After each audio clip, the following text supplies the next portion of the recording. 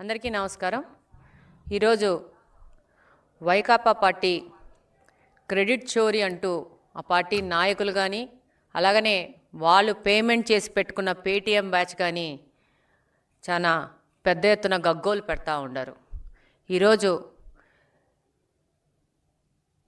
నారా చంద్రబాబు నాయుడు గారు, మన ముఖ్యమంత్రి గారు ఎంత పెద్ద ఎత్తున పట్టాదారు పాసు పుస్తకాలు పంపిణీ చేస్తూ అలాగనే ఆ పాసు పుస్తకాల మీద ఉన్న రాజముద్రను చూసి భయపడుతున్నారు.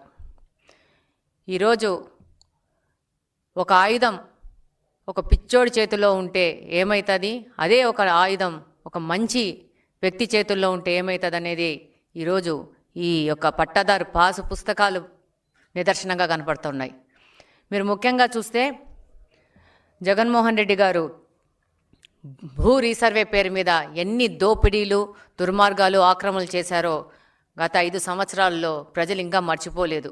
ఈ యొక్క పట్టాదారు పాస్ పుస్తకాలు చూసి ప్రజలకు మళ్ళా తన దోపిడీలు గుర్తొస్తాయన్న భయంతో వీళ్ళందరూ బయటకు వచ్చేసి ఈ పట్టాదారు పాస్ పుస్తకాల మీద క్రెడిట్ చోరీ అని మాట్లాడుతూ ఉన్నారు. ఈరోజు చూస్తే మీరు గమనిస్తే 2018వ సంవత్సరంలోనే తెలుగుదేశం ప్రభుత్వం ఎంతో పెద్ద ముఖ్య ఉద్దేశంతో, మంచి ఉద్దేశంతో ఈ యొక్క భూ రీసర్వే ప్రక్రియను మొదలుపెట్టింది. ఈరోజు చూస్తే ఆ రోజే తెలుగుదేశం పార్టీ అధికారంలో ఉన్నప్పుడే జగ్గయ్యపేటలోని తక్కెళ్లపాడులో భూ రీసర్వే పేరు మీద ఒక పైలట్ ప్రోగ్రాం మొదలుపెట్టి ఆ రోజు కంటిన్యూస్ ఆపరేటింగ్ రెఫరెన్స్ స్టేషన్స్ ద్వారా భూములు రీసర్వే చేసే విధంగా జీవో నెంబర్ 1348ను 2018 సెప్టెంబర్ 25వ తేదీనే తెలుగుదేశం పార్టీ జారీ చేసింది. 2019లో ఒక దురదృష్టవశాత్తు పార్టీ ఓడిపోవడము, వైకాపా పార్టీ అధికారంలోకి రావడము, ఈ భూ సర్వేని ఒక దోపిడీ చేయడానికి, ప్రజల భూములని ఆక్రమించుకోవడానికి వాడుకొని వాళ్ళు ఒక అవకాశంగా తీసుకొని వాళ్ళు కన్నుబడ్డ ప్రతి ఒక్క భూమిని వాళ్ళు లాక్కునే ప్రయత్నం చేశారు. ఈరోజు ఈ భూ సర్వేల వివాదాలు సృష్టించి, ఈ భూ సర్వేతో రీసర్వే పేరుతో ప్రజల మధ్యన వివాదాలు సృష్టించి న్యాయపరంగా సాయం దక్కకోకుండా వైసీపీ నాయకులు 2 రకాల పద్ధతులను ఈరోజు చేశారు. మీరు చూస్తే రీసర్వే పేరుతో దాదాపు రాష్ట్రంలోని చాలా భూముల్ని 22A జాబితాలో చేర్చడము, ఆ తర్వాత ఆ భూ వివాదాలు పరిష్కారం కాకుండా ప్రజలు అల్లకొల్లోలం పడితే మీకు క్లియర్ టైటిల్స్ ఇస్తామని చెప్పేసేసి భూ వివాదాలు పరిష్కరిస్తామని చెప్పి ఈ యొక్క ల్యాండ్ టైటిల్ యాక్ట్ని 2023 అక్టోబర్ 31న ప్రకటించడం జరిగింది. ఈ ల్యాండ్ టైటిల్ యాక్ట్లో ఆంధ్రప్రదేశ్లోని ప్రతి ఒక్క వ్యక్తికి తెలుసు ఈ ల్యాండ్ టైటిల్ యాక్ట్ ఏ విధంగా వాళ్ళ యొక్క స్వేచ్ఛను హరిస్తూ వాళ్ళ ఆస్తులను ఆక్రమించుకోవడానికి ఈ యొక్క ల్యాండ్ టైటిల్ యాక్ట్ తీసుకొచ్చినారనేది. దీని ప్రకారము ఏవైనా భూమి యొక్క సమస్యలు తలెత్తితే భూ అప్పిలేటుకు పోవాల్సి ఉంటుంది అని ఈ ల్యాండ్ టైటిల్ యాక్ట్లో చేర్చి ఈ ట్రిబ్యునల్ పరిష్కారాలన్నీ ఈ ట్రిబ్యునల్ అప్పిలేట్లోకి పోయే విధంగా తయారు చేశారు. దీంట్లో ఈ యొక్క అప్పిలేట్ ట్రిబ్యునల్లో ఉండాల్సిన అధికారులు నీతి ఆయోగ్ చెప్పిన ప్రకారము నిపుణులు, బాధ్యతాయుతమైన అధికారులు, అలాగనే న్యాయ అధికారులు ఉండాలని చెప్పేసి ఈ అప్పిలేట్ ట్రిబ్యునల్లో నియమించాలని నీతి ఆయోగ్ చెప్తే వైకాపా పార్టీ ఏం చేసింది, ఎనీ పర్సన్ అనే పాయింట్ని చేర్చి నీతి ఆయోగ్ని కంప్లీట్గా పక్కన పెట్టేసి ఈ యొక్క ట్రిబ్యునల్లో కంప్లీట్గా వాళ్ళ యొక్క కార్యకర్తల్ని పెట్టుకునే విధంగా ఒక పెద్ద ఆలోచన చేసి ప్రజల ఆస్తులను హరించడానికి, ప్రజల ఆస్తులను కొల్లగొట్టడానికి 2023లో పెద్ద ప్రణాళికను రచించింది. దీంట్లో ప్రకారము ఈ యొక్క ల్యాండ్ టైటిల్ యాక్ట్ ప్రకారము ఏవైనా భూ సమస్యలు వస్తే స్థానిక కోర్టులకు పోయే పరిస్థితి లేకుండా చేసి, ఏదైనా కోర్టులకు పోవాలంటే హైకోర్టు పోయే విధంగా ఈ యొక్క చట్టాన్ని తయారు చేసి ఈ యొక్క రిజిస్ట్రేషన్ ఆఫీసుల చేతిలో రెవెన్యూ వ్యవస్థను మొత్తం ఇరికించేసి రెవెన్యూ వ్యవస్థను నాశనం చేయాలనే ఒక దురుద్దేశంతో ఈ యొక్క ల్యాండ్ టైటిల్ యాక్ట్ను తీసుకురావడం జరిగింది. రిజిస్ట్రేషన్లు చేశాక ఒరిజినల్ డాక్యుమెంట్స్ ఇవ్వరు, దాని బదులు డూప్లికేట్స్, జిరాక్స్ కాపీలు ఇస్తాము, మీ యొక్క ఆస్తులన్నీ మా దగ్గర భద్రపరుచుకుంటాము అని చెప్పి ఒక ప్రైవేట్ వ్యవస్థకి, ప్రైవేట్ వ్యక్తులకి, ఒక కంపెనీకి ఈ యొక్క మన ఆస్తుల డాక్యుమెంట్స్ అని ఇస్తామని చెప్పి ఈ యొక్క చట్టంలో చేర్చింది. అసలు మా ఆస్తులు మీ దగ్గర ఎందుకు ఉండాలి? పేపర్లు మా ఆస్తులు మా పెద్దలు మా తాతలు ఇచ్చారు. ఈ యొక్క భూప్రపంచంలో పుట్టినప్పటి నుంచి ఇప్పటి వరకు ఎవరి ఆస్తులకు సంబంధించిన పేపర్లు వాళ్ళ దగ్గరే ఉంటాయి. కొత్తగా వైకాపా పార్టీ ఈ యొక్క ఆస్తులన్నింటినీ మా దగ్గర పెట్టుకుంటాము అని చెప్పి వాళ్ళకి ఎప్పుడు కావాలంటే అప్పుడు ఏ ల్యాండ్ మీద కన్ను పెడితే ఆ ల్యాండ్ కాజేయడానికి ఒక పెద్ద ఎత్తున ప్రణాళిక రచించి ఈ యొక్క ల్యాండ్ టైటిల్ యాక్ట్ని మన మీద రుద్దాలనుకుంది. ప్రజలందరూ 2024 ఎలక్షన్లో వీళ్ళ యొక్క దురుద్దేశాలను కనుక్కున్నారు. 2019లో చేసిన తప్పుల్ని వాళ్ళు వాటిని సరి చేసుకొని ఈరోజు 2024లో ఒక భారీ మెజారిటీని తెలుగుదేశం పార్టీకి, కూటమి ప్రభుత్వానికి ఇచ్చి వాళ్ళని కాపాడుకున్నారు ప్రజలు. ఈరోజు చూస్తే వైకాపా పార్టీ చేసింది ఇంకోటి ఏంటంటే, సర్వే రాళ్ళని చెప్పేసేసి ఒక వాళ్ళ నాయకుడి బొమ్మ వేసుకొని ఆ బొమ్మని పాతి దానికి గాను 650 కోట్లు ప్రజాధనాన్ని దుర్వినియోగం చేసింది. మా ల్యాండ్లలో దిష్టి బొమ్మలు పెట్టుకోవాలంటే మేము పెట్టుకుంటాం. ప్రభుత్వ ఖర్చుతో పెట్టుకోవాల్సిన అవసరము ఈ యొక్క ఆంధ్రప్రదేశ్లోని ఏ ఒక్క రైతుకు కానీ, ఏ ఒక్క భూమి యజమానికి కానీ అక్కర్లేదు. ఈరోజు 650 కోట్లు డబ్బును దుర్వినియోగం చేసుకొని ఆయన బొమ్మనేసుకొని ఆ బొమ్మ రాలనంతా మా ఆస్తుల్లో పాతుకున్నాడు. ఏమన్నా నువ్విచ్చావా మాకు ఆస్తులు? లేకపోతే నీ పార్టీ ఇచ్చిందా ఆస్తులు? మా పెద్దలు, మా తాతలు, మా వాళ్ళు, మేము వంశపారంగా వచ్చిన మా ఆస్తుల్లో నీ బొమ్మ ఎందుకు? దిష్టి బొమ్మలు పెట్టినట్టు మీ బొమ్మలు పెట్టుకొనేసి ప్రజాధనం దుర్వినియోగం చేశారు. ఈరోజు పట్టాదారు పాస్ పుస్తకాల్లో ఆయన బొమ్మ వేసుకుంటాడు. మళ్ళా నవ్వుకుంటా మాట్లాడతారు. ఏమి ఈ బొమ్మ ఉంటే ఇందులో ఏమి మార్పు వచ్చింది? మార్పు 100కు 100 పట్టాదారు పాస్ పుస్తకాల్లో వచ్చింది. పట్టాదారు పాస్ పుస్తకాల్లో మేము ఈ భారతదేశము గౌరవించే రాజముద్రతో వచ్చింది మాకు పట్టాదారు పాస్ పుస్తకము. నీ బొమ్మ కావాలంటే నీ పార్టీ కార్యకర్తలకు అందరికీ టాటో వేసుకో, వాళ్ళ మోకాల మీదనో, ఈపుల మీదనో, చేతుల మీదనో.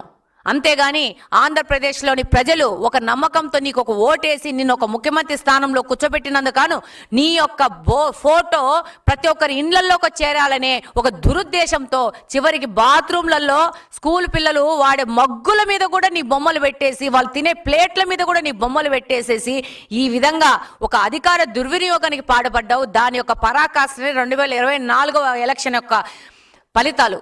ఈరోజు గమనిస్తే ఈ యొక్క పట్టాదారు పాస్ పుస్తకాల కోసం ఆయన బొమ్మలు వేసుకోవడానికి 20 కోట్లు దుర్వినియోగం చేసినారు. ఆయన చేసిన దుర్వినియోగాలు 20 కోట్లు చాలా తక్కువ. కానీ మా ఇండ్లల్లో నీ బొమ్మ పంపించడానికి వేసిన యొక్క ఒక్క దురుద్దేశంతో కూడిన ఆలోచన ఇది ప్రజలందరూ గుర్తించినారు. అలాగనే కాకుండా ఈరోజు ల్యాండ్ టైటిల్ యాక్ట్ని ప్రభుత్వం రాగానే కూటమి ప్రభుత్వము దాన్ని రద్దు చేస్తామన్నారు, రద్దు చేశారు. రద్దు చేసి ప్రజలు హర్షాతికతనాలు వెలుబుచ్చారు. అలాగనే భూ రీసర్వే మళ్ళా మొదలుపెట్టి చాలా ట్రాన్స్పరెంట్గా, చాలా డీటెయిల్గా, చాలా సాంకేతికంగా ఈ యొక్క భూ సర్వే పూర్తి చేయడం జరిగింది. ఈ భూ సర్వే ద్వారా దాదాపు రెవెన్యూ సదస్సులు నిర్వహించి ఫిర్యాదుల స్వీకరణ చేశారు. ప్రతి ఒక్క నియోజకవర్గంలో, ప్రతి ఒక్క మండలంలో, ప్రతి ఒక్క పంచాయతీలో ఈ యొక్క రెవెన్యూ సదస్సులు నిర్వహించడం జరిగింది. దాంతో పాటు ఫిర్యాదులు స్వీకరించి దాదాపు జాయింట్ ఎల్ఎంపీల పైన 4,98,000 దాదాపు 5 లక్షల ఫిర్యాదులు స్వీకరించుకోవడం జరిగింది. కంప్లీట్గా రెవెన్యూ వ్యవస్థను అలాగనే ప్రజలను భయాందోళనకు గురి చేశారంటే ఈ యొక్క 5 లక్షల కంప్లైంట్ల స్వీకరణే తెలియజేస్తా ఉంది గత 5 సంవత్సరాల్లో వైకాపా ప్రభుత్వం చేసిన తప్పులంటే. అలాగనే ఇతర ఫిర్యాదులు 2,80,000 ఫిర్యాదులు వచ్చినాయి. అంటే ప్రజలను వాళ్ళ ఆస్తుల మీద ఎంత భయాందోళన గురి చేశారో ఈ వైకాపా నాయకులు, వాళ్ళ విధానాలు అనేది మీరు తెలుసుకోవాలా. ఇంకొకటి ఏంటంటే దాదాపు 7,78,000 ఫిర్యాదుల్లో అన్నీ ఒక సంవత్సరం లోపల వాటిని పరిష్కరించి ఈరోజు పూర్తి టెక్నాలజీతో రీసర్వే చేపట్టి రైతుల సమక్షంలోనే రీసర్వే జరిగింది. రైతుల సమక్షంలో రీసర్వే చేసి గ్రామ సభల్లో ఆస్తి వివరాలు నిర్ధారించిన తరువాతనే ఈ యొక్క కేవైసీ జారీ చేసి రాజముద్రతో ఈ పట్టాదారు పాసు పుస్తకాలను ప్రజలకు ఇవ్వడం జరిగింది, రైతులకు ఇవ్వడం జరిగింది. ఈరోజు గర్వంగా ఒక భారతదేశపు యొక్క రాజముద్రతో వాళ్ళు గర్వంగా వాళ్ళ పట్టాదారు పాస్ పుస్తకాలు తీసుకున్నారు. ఈరోజు ఒక దరిద్రం పోయింది, మా ఇంట్లో ఒక దరిద్రమైన ఫోటో పోయిందని చెప్పేసి ప్రజలు హర్షాతికేతనంలో ఉన్నారు. నీకు ఒక అవకాశం ఇచ్చింది 5 సంవత్సరాలకు మాత్రమే. నీ 5 సంవత్సరాలు దుర్వినియోగం చేసుకొని ఎవరిచ్చారు నీకు ఈ సలహా?